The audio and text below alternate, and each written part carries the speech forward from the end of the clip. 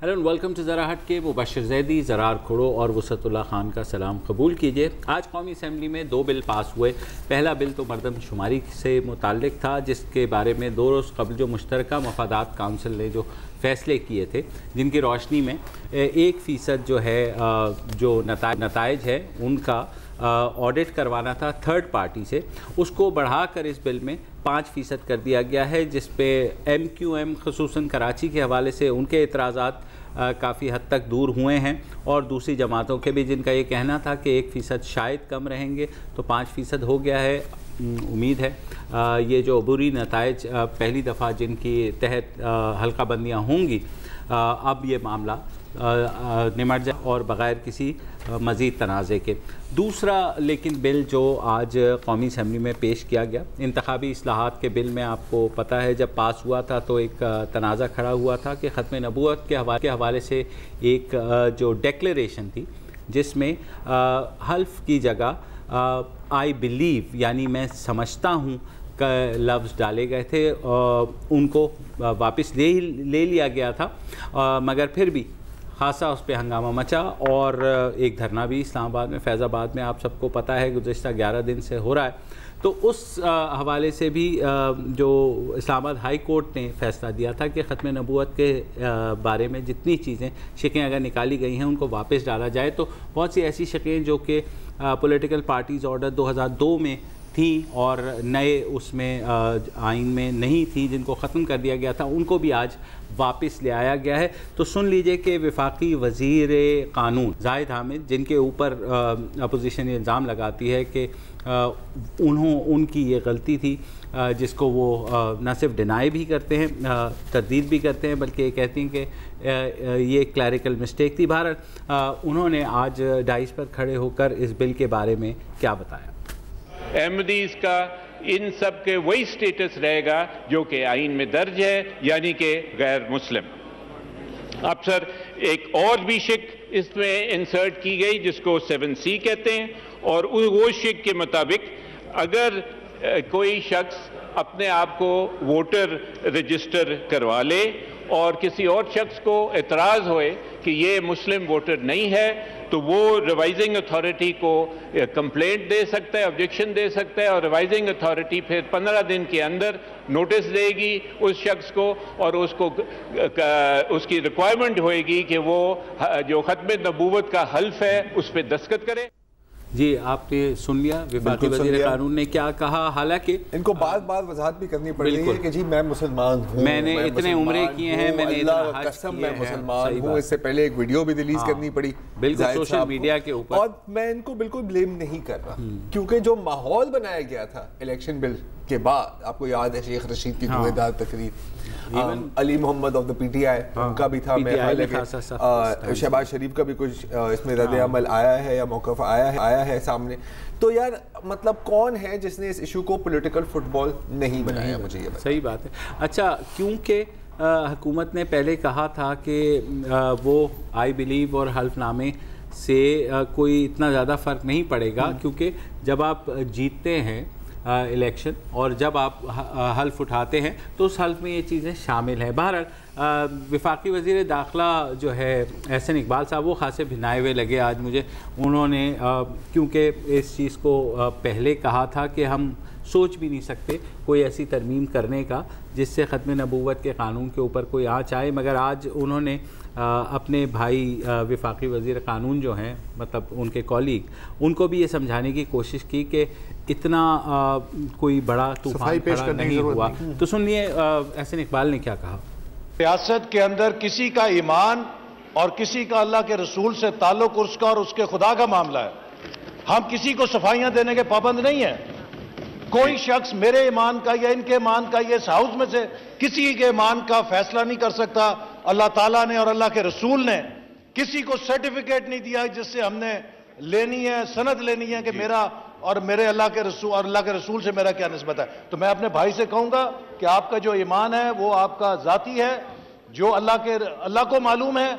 आपको कोई ऐसी सफाई देने की जरूरत नहीं है। यहाँ गली गली मोहल्ले मोहल्ले में हम जाके सफाइयां दें। हमारा ईमान कि हम सब मुसलमान हैं और हमारा खातमुन नबीयीन पर खत्म नबूवत पे और अल्लाह पर उतना ही अकीदा और ईमान है जितना किसी और का 20 करोड़ आवाम के अंदर। जी, अब ये क्योंकि इतने जोशीले लगे, उसकी जाहिर है एक बैकग्राउंड है। आधा तो आपने बता दिया कि अपोजिशन की जानिब से वफाकी वज़ीर क़ानून के ऊपर इल्ज़ामात लगाए गए, उन्होंने सोशल मीडिया पर वीडियो भी डाली। एहसन इकबाल साहब के जो अपना आबाई घर है वहाँ पर भी उसका घेराव किया गया और ख़ासी ऐसी चीज़ें हुई जिससे लगा कि टेम्परेचर जो है, इकबाल साहब मतलब बाकियों को भी टारगेट किया गया, एहसन इकबाल साहब को खुसूसी तौर पर भी टारगेट किया गया है। बहुत अच्छी बात है कि वो कह रहे हैं कि जी आपको ये वजाहत पेश करने की कोई ज़रूरत नहीं है, किसी को भी अपने ईमान की वजाहत करने की ज़रूरत नहीं है। ये मसला है कि चिड़ियाँ चुग गई हैं खेत। अच्छा, दरख्वास्त गुजार के वकील से अदालत ने यह भी कहा कि जस्टिस साकिब निसार के बारे में अल्लामा खादिम हुसैन रिजवी साहब ने जो नाज़ेबा कलमात कहे हैं ना सिर्फ वो वापस लिए जाएं बल्कि चीफ जस्टिस ऑफ पाकिस्तान से माफ़ी भी मांगी जाए। अब मैं इसमें इंटरेस्टेड हूँ कि अल्लामा खादिम हुसैन रिजवी का जो अगला खिताब है उसमें चीफ जस्टिस और पाकिस्तान और ख़ुद जस्टिस शौकत अजीज़ सिद्दीकी के बारे में क्या फरमूदात सामने आते हैं। बिल्कुल। और ये मैं बताना चाहूँ कि जो बातें की हैं चीफ जस्टिस साहब के बारे में एंड सो ऑन तो ऐसी है कि हम मुग़ल्लिज़ात है ना बेसिकली। नहीं, चैनल बंद हो जाएगा, चैनल बंद हो जाएगा। मौलाना ईदी साहब के बारे में आई मीन डिफरेंट है, आई नो जो बातें की हैं। हाँ, नहीं हर चीफ जस्टिस के बारे में जो अच्छा एक ने अच्छा जुमला कहा कि जनाब जो मैंने खिताब सुने अल्लामा साहब के, उसके बाद तो शेख रशीद साहब मीर तकी मीर लगने लगे। ये आपने किसने कहा? नहीं, किसी ने वो सोशल मीडिया पे कहा है, दुरुस्त फरमाया। बिल्कुल। आपको पता है कि जो पिटिशन दायर की है लबैक की तरफ से, इसमें क्या क्या डायरेक्ट प्रेयर्स हैं। हाँ, कि एक तो कि एक अलग डेटाबेस बनाया जाए अहमदियों का जो सिविल सर्विस में है। वजह क्यों बनाया जाए? ताकि आइंदा या मुस्तकबिल में उनको किसी ऐसे ओहदे पर ना अपॉइंट किया जाए जहां कोई सेंसिटिव मटेरियल गैदर हुआ हो।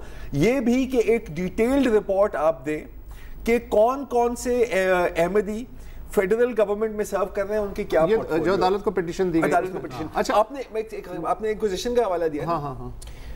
नाज़ी जर्मनी में होलोकॉस्ट भी लिस्टों से ही शुरू हुई थी। लिस्टों से शुरू हुआ था, हर एक चीज लिस्टों से शुरू। फाशिज्म हमेशा ऐसी होती है। गुजरात में भी यही था। जाहिर है, बीइंग अ जर्नलिस्ट मेरा हर कम्युनिटी से ताल्लुक़ है, हिंदुओं से भी बातचीत होती रहती है, बाकियों से भी, अहमदियों से भी होती रहती है। अहमदी ये बताते हैं कि 1974 में जब उन्हें दायरा इस्लाम से खारिज किया गया और उसके बाद से आज तक जितने भी इलेक्शन हुए हैं, अगरचे कि अक़लियती कोटे में कौमी असम्बली में उनकी एक सीट या सूबाई असम्बली में I don't know for sure, लेकिन एक सीट अहमदी के नाम से अक़लियती कोटे में कि जी उस पर अक़लियत वाले ही मुंतखब कर सकते। उस सीट पे भी किसी ने कॉन्टेस्ट नहीं किया और ये बकौल उन अहमदियों के ये जमात की तरफ से ऑर्डर है कि किसी इलेक्शन में वोट नहीं डालना। अब उसकी रीज़न उनके नज़दीक एज अ प्रोटेस्ट है या जो भी है। तो अब अगर ये सारा लिस्टें वगैरह बन भी जाएं तो अगर अहमदी वोट नहीं डाल रहे तो मुझे नहीं पता कि वो इंतखाबी नताइज पे कितने असर मतलब। लेकिन आप ये देखें, अब जो 7C डाली है इन्होंने और जो वज़ीर क़ानून ने कहा भी कि जनाब अगर किसी को शक भी होता है मतलब कि तो वो ये एक और तारीखी हवाला दे दूं। 1950s में जब कोल्ड वॉर बिल्कुल मतलब अभी कूल वॉर थी, अभी बिल्कुल मुकम्मल तौर पर सर्द नहीं हुई थी, एक मेकार्थी थे, सेनेटर जोसेफ मेकार्थी, और उन्होंने एक वो भी एक मॉडर्न डे पोजीशन ही थी कॉल्ड द रेड स्केयर। वो 50s के खादिम हुसैन रिजवी थे। एक लिहाज से आप कह सकते हैं कि जी पूरी अमेरिकन हुकूमत में हर जगह कम्युनिस्ट है, हर जगह कम्युनिस्ट बैठे हुए, तो उसने एक विच हंट की। 20 लोगों की जिंदगियां, करियर्स, लाइवलीहुड तबाह, हॉलीवुड बर्बाद हो गया। बहुत फख्र की बात है कि 2017 में हम भी एक रेड स्केयर कर रहे हैं और मुझे कभी समझ नहीं आई कि पाकिस्तान में कितनी मुसलमान आबादी है, कुल 97%। तो इस सूरत हाल में इस्लाम कैसे खतरे में आ सकता है? अमीन अगर कोई मुझे समझा दे तो बड़ी अच्छी बात है। या तो हम ब्रेक ले लेते हैं। अहमदी कम्युनिटी को पाकिस्तानी हैं, उनको डिक्लेयर किया हुआ है कॉन्स्टिट्यूशन ने कि वो नॉन मुस्लिम हैं, तो उसके आगे क्या चाह क्या रहे अब मजीद कितना नॉन मुस्लिम करना चाह रहे हैं ये मुझे कोई समझा दे, या तो हो या तो नहीं हो, और अगर नहीं हो तो उसकी क्या डिग्री है। ब्रेक ले लेते हैं, फिर वापस आएंगे और धरने की ताज़ा तरीन सूरत हाल भी बताएंगे कि वहाँ क्या हो रहा है और क्या होने वाला है।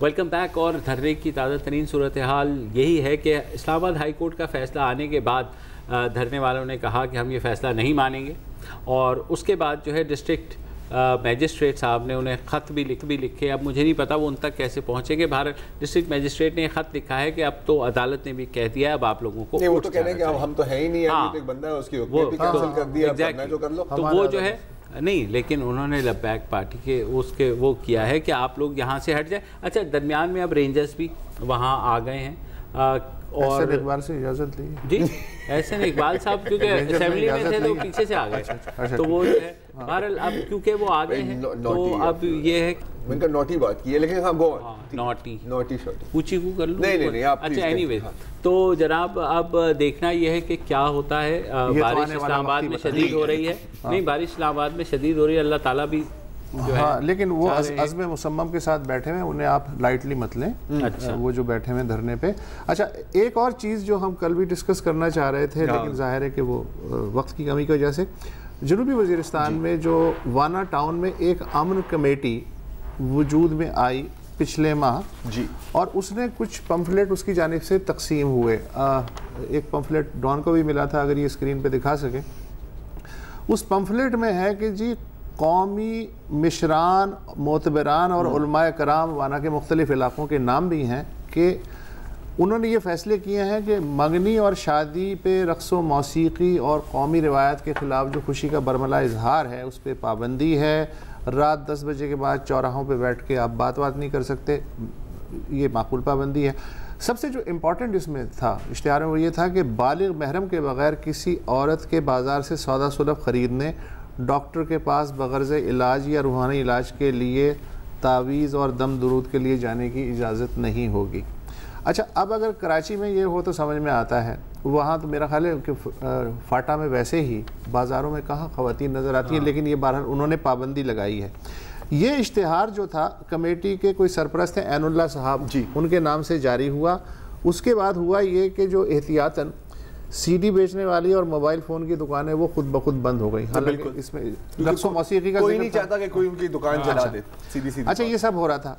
फिर ज़ाहिर है कि कौमी अखबारात में बिलखुसूस डॉन ने जी इस पर तवज्जो दिलाने की कोशिश की, तो पॉलिटिकल इंतज़ामिया ने पहले तो कहा जी हमारे तो नोटिस में ऐसी कोई बात ही नहीं है, लेकिन फिर उन्होंने कहा अच्छा याद आया, पॉलिटिकल इंतज़ामिया जो जनूबी वज़ीरिस्तान थी उसके सेक्रेटेरिएट ने एक बयान दिया। उन्होंने कहा जी चंद तकरीबी अनासिर ने गुज़िश्ता माह सकाफ़ती और समाजी सरगर्मियों पर पाबंदी के बारे में वाना के इलाके में एडजॉइनिंग एरियाज़ में एक पम्फलेट तकसीम किया है। इसके बाद इलाके के मिशरान का एक बड़ा जरगा, ग्रैंड जरगा मुनक्किद हुआ, जिसमें फ़ैसला हुआ कि ऐसे अनासिर से सख्ती से निपटा जाएगा और इंतज़ामिया ने भी इन अनासिर की गिरफ्तारी के लिए अहकाम जारी कर दिए। बड़ी अच्छी बात है। Great great. पार्ट 2 इस फिल्म का। अच्छा, वाना से जो डॉन के नामा निगार है, उन्होंने कहा जी पम्फलेट तकसीम होने के बाद से अब तक कोई ग्रैंड जरगा नहीं हुआ, शाबाश। बल्कि मसाजिद से ये ऐलानात अक्सर होते हैं कि लोग अमन कमेटी ने जो फ़ैसले किए हैं उनकी पाबंदी करें। कमेटी का बकौल उन सहाफ़ी के इस इलाके में ज़बरदस्त रसूख है, लोग फ़ैसलों के लिए उनके पास जाते हैं, पॉलिटिकल दफ्तर कोई नहीं जाता है। कमेटी जुर्माने आयद करती है और कमेटी के अपने लॉकअप्स भी हैं, शाबाश, जिसमें वो मशकूक अफराद को रखती है। और जो सियासी जमातें हैं अगर उस इलाके में अपनी कोई सरगर्मी करना चाहें तो उन्हें सबसे पहले अमन कमेटी से इजाज़त लेनी पड़ती है, वरना गर्मी सर्दी हो जाती है। अच्छा, पता ये चला कि ये जो कमेटी है ये बेसिकली मुल्ला नज़ीर साहब एक ज़माने में आपको पता होगा कि वो एक प्रो पाकिस्तान अच्छे तालिबान में उनका शुमार होता था। 2013 में ड्रोन हमले में वो और उनके 10 साथी हलाक हो गए थे, वो रिट्रीट कर गए वक्ती तौर पे। लेकिन अब ये जो कमेटी है चूँकि वज़ीर इलाका है तो ये कमेटी उन्हीं के जो लोग थे बिखरे हुए वो अब मुज्तमा हो रहे हैं। आज डॉन ने एक इदारिया भी लिखा है और उसने कहा जी 8 बरस पहले ऑपरेशन हुआ था, बेशुमार कुर्बानियों के बाद जनूबी वज़ीरिस्तान को इन लोगों से लिबरेट किया गया था, लाखों लोग अपरूट हुए थे, बहुत मुश्किल से स्टेट की थोड़ी बहुत रिट कायम हुई थी, और अब वो जो ग्रुप था उसके लोग दोबारा आ गए हैं। पॉलिटिकल इंतज़ामिया उस ज़माने में भी तरदीद करती रही कि ऐसा कुछ नहीं है, और आज भी पॉलिटिकल इंतज़ामिया का रवैया ये है, मसला ये है बकौल डॉन के कि जनूबिस्तान से कमांडर नज़ीर के ग्रुप का कभी भी पूरी तरह सफाया ना हो सका। उन्होंने कई इलाकों में आज भी मुतवाज़ी इंतज़ामिया कायम कर रखी है। इस ग्रुप की एक चेक पोस्ट तो खुल्लम खुल्ला काम कर रही है, और बाकी इलाकों में इस ग्रुप के लोग मुस्तकिल गश्त करते रहते हैं। इदारे के मुताबिक सितंबर में जनूबी वज़ीरिस्तान में एक जिरगा भी हुआ था जिसमें मकामी ख़वातीन पे नक़्ल व हरकत पे पाबंदी आयद की गई थी। फिर उन्होंने कहा जी इन इलाकों को अगर आप पाकिस्तान के दीगर इलाकों के बराबर नहीं लाते और उसे इंटीग्रेट नहीं करते तो उसके बाद जो कुछ आपने किया है किया कराया पानी देखें। इसीलिए ये एफर्ट चल रही है, और जिसमें फाटा के लोग ज़्यादा हैं खैबर पख्तूनख्वा के जनाब इनको अभी जम कर दें, वरना ये जो चीज़ें हुई हैं ये हम ऑपरेशन करोगे 15 साल पहले चले जाएंगे, क्योंकि देखिए यही होता है ना। और ये आपकी सिविल लीडरशिप से भी यही पैगाम आया, आपकी मिलिट्री लीडरशिप से यही पैगाम आया है कि जी बिल्कुल ऑपरेशन हुआ है, कामयाब ऑपरेशन हुआ है बिल्कुल, और बहुत कुर्बानियां भी हुई हैं।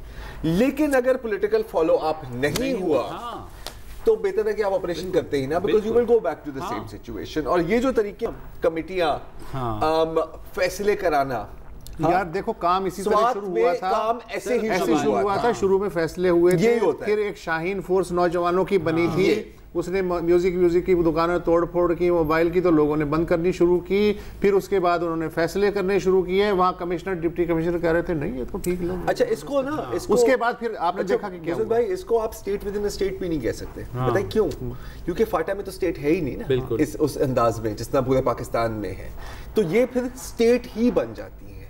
और इन स्टेट्स को तबाह करने के लिए ही हमने ये सारे ऑपरेशंस किए थे, और अनगिनत कुर्बानियां फाटा के अवाम और हमारी सिक्योरिटी फोर्सेस ने। और बारहा ये बात कही जाती थी कि जनाब ऑपरेशन के बाद का मरहला तय कर ले, एक पॉलिटिकल निगोसिएशन हो जाए, जिसके नतीजे में ये फाटा रिफॉर्म्स और वो जो फाटा को पाकिस्तान में जम करने की जो चीज़ चली थी, जितना ये डिले होगा बिल्कुल बगैर इंटीग्रेशन के ये पॉइंट ही बना नहीं हो सकता सर। अब तो इलेक्शन से पहले तो मुझे मुश्किल होता है लगते ये होते हुए, लेकिन जो भी अगली हुकूमत बनाएगा, अलमनाक बात यह है कि प्लीज फाटा, अलमनाक बात यह है कि डिनायल मूड में फिर आ गए ये, और हम ये सबसे ज्यादा संगीन। जी हाँ बिल्कुल, और हम हैं ब्रेक मोड में। एक ब्रेक ले लेते हैं और फिर ब्रेक के बाद बात करते हैं स्मॉग।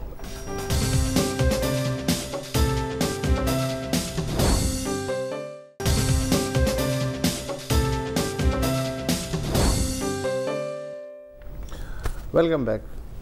जो 5 ममालिक बदतरीन दहशतगर्दी का शिकार हैं दुनिया में, उनमें से पाकिस्तान भी शामिल है। इस जंग में सरकारी आदाद शुमार के मुताबिक अब तक 50,000 से ज़ायद लोग अपनी जान दे चुके हैं। 2005 के ज़लज़ले में आपको शायद याद हो कि 90,000 से लेकर 1 लाख तक पाकिस्तानी उस ज़लज़ले की नज़र हो गए।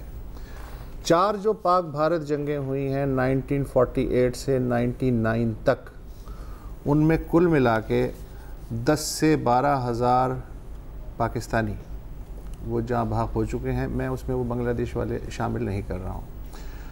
WHO के मुताबिक पाकिस्तान में हर साल ट्रैफिक हादसात में सालाना 30 से 35,000 शहरी हलाक हो जाते हैं। ये आदाद शुमार हम सुनते रहते हैं। अच्छा, अब इन सारे आदाद शुमार को आप 3 से ज़रब दे लें, और क्या मिलेगा? 3 से ज़रब दे लें तो हर साल मेडिकल जर्नल है द लांसेट जी, हर साल पाकिस्तान में फ़ज़ाई आलूदगी के सबब 3,12,000 तकरीबन 3.25 लाख के करीब पाकिस्तानी हलाक हो जाते हैं हर साल। बाकी जितनी भी वजूहात मैंने बयान की, इनको आप 3 से ज़रब मिले तो उसके बराबर एक साल में सिर्फ माहौलियाती आलूदगी से 3 लाख से ज़ायद पाकिस्तानी और फ़ज़ाई आलूदगी दुनिया में इस वक्त मौत का चौथा बड़ा सबब है। और हमारे यहाँ 10 अक्टूबर से अब तक एक स्मोग वाली क़यामत है जो पंजाब और खैबर पख्तूनख्वा पे बिलखुसूस जो है असर अंदाज हो रही है। हमें ये तो पता है कि परवाज़ों का शेड्यूल मुतासिर हो रहा है, ट्रेनें 12-12 घंटे लेट हो रही हैं, बीमारियां हो रही हैं तो लोग डॉक्टरों के पास जा रहे हैं, लोग नौकरियों पे काम पे नहीं जा पा रहे हैं, फैक्ट्रियां जो हैं वो बंद हो रही हैं, लोड शेडिंग ट्रिपिंग की वजह से लोड शेडिंग वगैरह हो रही है। कैलकुलेट अगर आप करें कि ये जो स्मोग है इसकी वजह से पिछले 1 महीने में इन वजूहात की बुनियाद पे कितना नुकसान हुआ है, तो मेरा ख्याल है कि पाकिस्तान को अब तक अमेरिका ने जितनी भी 9/11 के बाद दहशतगर्दी से निपटने के लिए इमदाद दी उसके बराबर नुकसान हो चुका है। और हम कहते हैं ये स्मोग है, ये तो अच्छा जी हम आदी हो गए। मसला ये है, सबसे ज्यादा खतरनाक बात है जब आप चीज के आदी हो जाए, जो एक अब नॉर्मल चीज है वो नॉर्मल हो जाए। और अब कहा जा रहा है कि ये हमारा 5वां मौसम है स्मोग। बात ये है कि हम अभी तो आदी हो ही नहीं है, हमें तो अभी ये पता भी नहीं है कि ये चीज़ है क्या ये चीज़। और इसी बात पर ये हमारे चौथे होस्ट आज से नहीं है, ये है आबिद उमर साहब। ये आज ही हैं, बस ये आज ही हैं। और आबिद उमर साहब का मैं तारुफ कर देता हूँ। ये बेसिकली माहौलियाती कारकुन है। आप अगर ट्विटर पर हैं या फेसबुक पर हैं तो आपने एक अकाउंट देखा होगा शायद, पाक एयर क्वालिटी, लाहौर स्मॉग, और आपका एक तीसरा अकाउंट भी है कराची एयर के नाम से। तो ये मैं दिखाना चाहूँगा कि आज आबिद उमर साहब हमारे पास हैं ये एक डिवाइस, और ये डिवाइस क्या है और ये क्या करती है, आबिद ज़रा आप प्लीज़ एक्सप्लेन कर दें। ये एक एयर क्वालिटी मॉनिटर है जो ख़ास तौर से पार्टिकुलेट मैटर को ये मेजर करती है। और पार्टिकुलेट मैटर होता है जो हवा की आलूदगी है, लेकिन उसके जो बहुत ही बारीक पार्टिकल्स होते हैं जो जिसको PM 2.5 भी कहते हैं। उसका ये मतलब है कि वो आपके बालों से 30 गुना ज़्यादा छोटे होते हैं। जी हमारे पास एक डायग्राम भी है, अगर वो डायग्राम भी साथ ले आए स्क्रीन पर तो लोगों को अंदाज़ा हो जाएगा। जी ये जो पार्टिकल्स हैं ना, ये सिर्फ आलूदगी जो है ये डस्ट नहीं है, ये मिट्टी हवा में नहीं है, इसके अंदर सारी चीज़ें ही शामिल हैं। इसके अंदर कार्बन शामिल है, नाइट्रेट शामिल हैं, सल्फेट शामिल हैं, गैसेस भी शामिल हैं। तो ये एक बहुत ही कॉम्प्लेक्स एक केमिकल मिक्सचर होता है, ये जो पार्टिकल्स जो रिप्रेजेंट कर रहे होते हैं। तो ये उनकी मेजरमेंट इस यूनिट के थ्रू होती है।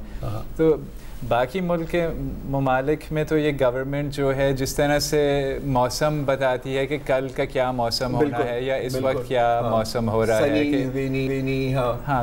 कि अभी क्या दर्जा हरारत हो रही है, उसी तरह से ये बाकी ममालिक के जो इन्वायरमेंटल प्रोटेक्शन एजेंसी होती हैं वो ये डेटा आगे देती हैं। बिल्कुल, चाइना में हमने यही देखा है। तो लाहौर में जब मैंने देखा कि पिछले सालों में फॉग बहुत ज़्यादा होने लगी है, तो ये जो आप बात कर रहे थे कि कुछ नज़र नहीं आता, रोडों के एक्सीडेंट होते हैं, लोग काम पे नहीं पहुंच सकते हैं, वगैरह वगैरह बहुत से और इश्यूज़ हैं। तो मैंने भी ये सोचना शुरू किया कि ये एकदम से पहले तो आई कहाँ से है और ये है क्या चीज़।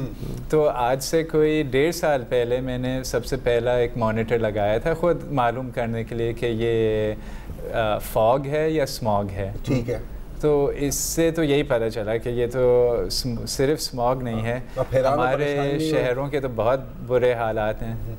तो कैसे तजस्सुस कैसे हुआ आपको कि भाई ये पता लगाया जाए? मतलब आइडिया आपको कहाँ से आया? एक दिन आप सुबह को उठे कि कहा कि यार ये मतलब बहुत ज़्यादा धुंध है, क्या है ये? और ये मिली आपको मशीन कहाँ से और कितने में? मैं पिछले 5 साल मेरी रिहाइश थी बीजिंग में, चाइना में। ओके। तो वहाँ पे भी शुरू में किसी को कुछ पता नहीं था कि ये फॉग है या स्मॉग है। तो वहाँ पे भी लोग यही बातें करते थे जैसे पिछले सालों लाहौर में करते हैं कि ये हर साल गर्मियों में फॉग शुरू हो जाती है। लेकिन बड़ा रोमांटिक मौसम है, ये तो नहीं कहते थे वहाँ पे? नहीं, बिल्कुल तो यही कहते हैं ना कि बिल्कुल ये नहीं पता कि मर रहे हैं। हाँ, एग्जैक्टली वही बातें होती थी। अच्छा। तो वहाँ पे किसी एक इदारे ने एक ट्विटर फीड शुरू की थी जो हर घंटे ये डेटा वो रिलीज़ करती थी। तो मैं वो देख रहा होता था कि ये अच्छा इधर स्मॉग है, दूसरों से बातें कर रहे हैं, वो कहते थे नहीं नहीं ये तो कोई मसला नहीं है। मैं कहता था अच्छा अब ऊपर देखें, सूरज जो है उसका रंग किया हुआ है, अगर फॉग होती तो एक ग्रे सा कुछ हल्का सा होता है, तो एक ब्राउन रंग हो जाता है आसमान का, जो आलूदगी का होता है। डर्टी एयर का फिल्टर है ना एक। कोई मानता नहीं था ये बात। तो लेकिन आहिस्ता आहिस्ता पिछले सालों में जो चीन का गवर्नमेंट है उन्होंने तो इस पे बहुत काम शुरू किया है। अच्छा, बीजिंग में भी मैं बैठे हुए ये देख रहा होता था कि न्यू दिल्ली का बीजिंग से तो कहीं ज़्यादा बुरा हाल है, उसका कोई जिक्र करता नहीं था। पिछले साल वहाँ पे भी एक अवेकनिंग हुई है। आप पिछले बल्कि 2 साल से पहले चले जाएं, वहाँ पे भी किसी को कुछ नहीं पता था। हमारे यहाँ अवेकनिंग हुई है आपके लिए, आपके ख्याल में? अभी तो पिछले अभी हम भी सो रहे हैं आराम से। 1-2 हफ्ते की ये सिर्फ बात है। तो अभी अवेकनिंग में तो कौम को तो टाइम लगता है।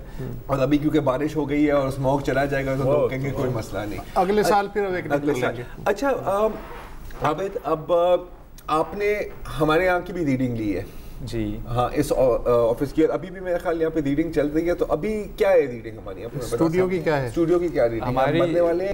स्टूडियो की रीडिंग जो इस वक्त है ना, वो कहलाएंगी नॉट बैड, मतलब अच्छी नहीं है। अच्छा, ये 82 का ये जो वजह से फिगर इसमें आ रहा है ना, ये आपके इस वक्त इस माहौल में ये रीडिंग है। अच्छा, ये जो मेरे पास एक आपसे आई है, प्रोड्यूसर साहब ने निकाली है, 84 51 से लेके 100 तक है moderate.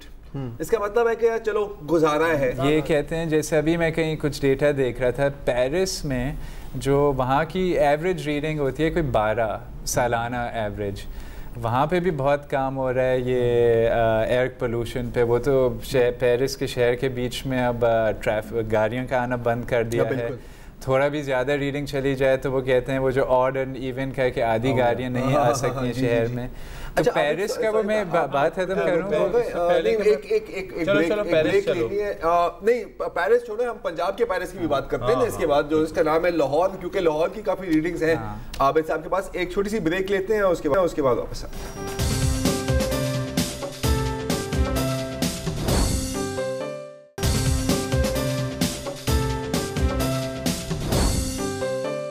Welcome back.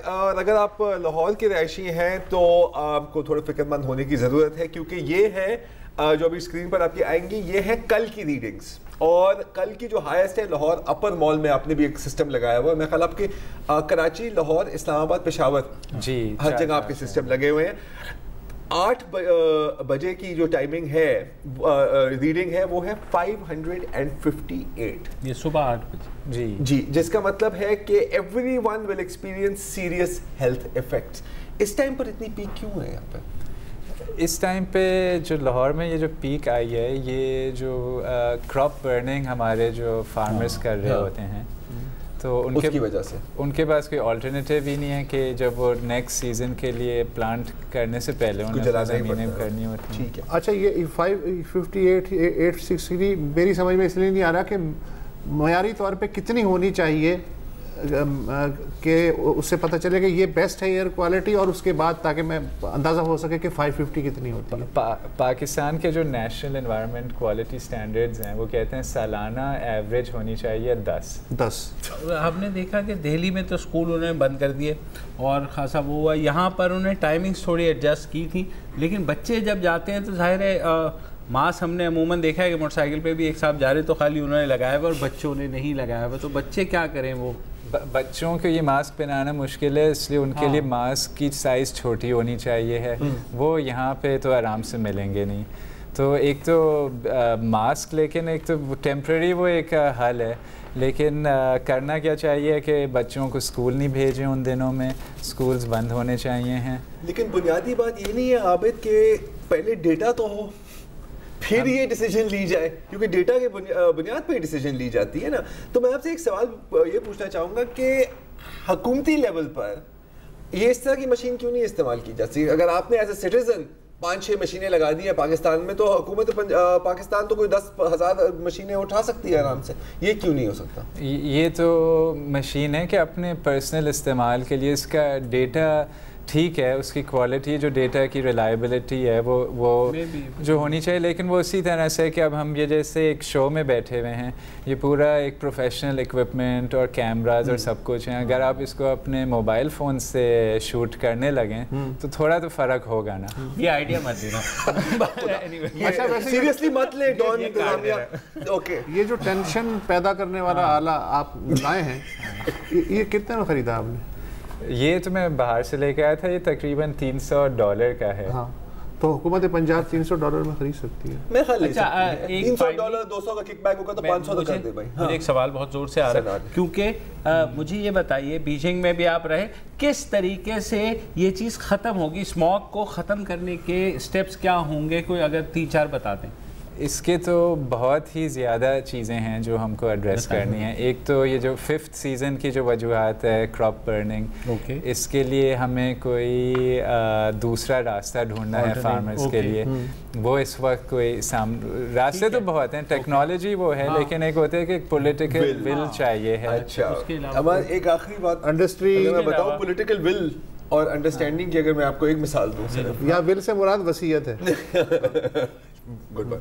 Mushahidullah Sahab, federal minister for climate change, गए कहाँ? गए बॉन, ठीक है, वहाँ पर एक इवेंट था कि champions for climate change NDC partnership, ठीक है।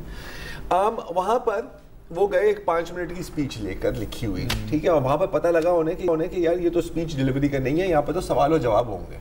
उन्होंने कहा कि नहीं जी, मैं किसी सवाल का जवाब तो दे नहीं सकता, मैं तो अपनी स्पीच ही पढ़ूंगा। तो वो अपनी स्पीच पढ़ के वापस आ गए हैं। So this tells you, political will की बात हो रही है ना, पॉलिटिकल विल से पहले कोई अंडरस्टैंडिंग भी तो होनी चाहिए। अंडरस्टैंडिंग इतनी, Punjab speed, understanding Punjab speed पर एक और चीज बात हुई है। अच्छा, यूजुअली पॉलिटिशियंस एनवायरमेंटल इनिशिएटिव नहीं लेते, एक एक्सेप्शन इसकी है, हमने जो खैबर पख्तूनख्वा में प्लांटेशन देख रहे हैं, ग्रीन प्लांटेशन, वो बिलियन हो, मिलियन हो या 10,000 हो, वो एक अलग बात, लेकिन एटलीस्ट एक इनिशिएटिव है। और ये ऐसी इनिशिएटिव है कि अक्रॉस द बोर्ड सपोर्ट करना चाहिए। तो हुआ क्या कि अगले रोज KP और PTI चला रही थी अपनी ट्रेंड, PID का जो अकाउंट है हुकूमत पाकिस्तान का, प्रेस इंफॉर्मेशन डिपार्टमेंट, उन्होंने इनकी ट्वीट की कि जी देखें खैबर पख्तूनख्वा में ये हो रहा है, कितनी अच्छी बात है, ये स्क्रीन पर आ गई है। 5 मिनट के अंदर डिलीट करनी पड़ी, क्योंकि ऊपर से कॉल आई होगी कि ये तो हमारे मुखालफिन का है। नहीं, हाँ। तो कॉल नहीं आई थी, पीछे से एक थप्पड़ आया था। तू है की आखिर में तान आपकी यही टूटती है हुकूमतों को बदनाम करने से। बस सहाफ़ी हूं, मेरा काम है, मेरी रोजी रोटी है ये। बहरहाल आबिद उमर साहब, बहुत आपका शुक्रिया कि आपने ये जो टेंशन वाली मशीन है ये हमारे सामने रखी। इससे हम सिर्फ रीडिंग कर सकते हैं, लेकिन इलाज जाहिर है इस मशीन से नहीं हो सकता, लेकिन तशख़ीस जरूर हो सकती है। एग्जैक्टली, डायग्नोसिस तो हो सकता है। शुरुआत तो कहीं से तो होनी चाहिए, शुरुआत कहीं से तो शुरू हुई। तुम्हारा क्या था? इससे ब्लड प्रेशर भी चेक हो सकता है, अगर तुम्हें इतनी इस मशीन से ब्लड प्रेशर बढ़ सकता है। ये बिल्कुल टॉक शोज की तरह। इजाजत दीजिए, खुदा हाफिज। अस्सलाम वालेकुम। अगर आपको हमारे शो पसंद आया है तो प्लीज़ हमारे YouTube चैनल को सब्सक्राइब करें, और अगर मुनासिब समझे तो इस वीडियो को लाइक भी कर लें, तो कोई हर्ज नहीं है, और शेयर भी कर लें और कमेंट भी कर दें जी, वरना वो सब ऐसे ही लिखते रहेंगे। और ये जो दोनों कह रहे हैं ये कर लें जी प्लीज़, नहीं तो हमें भी घर जाना है, मैं आपके कंप्यूटर में नहीं रहना 24 घंटे। सही बात।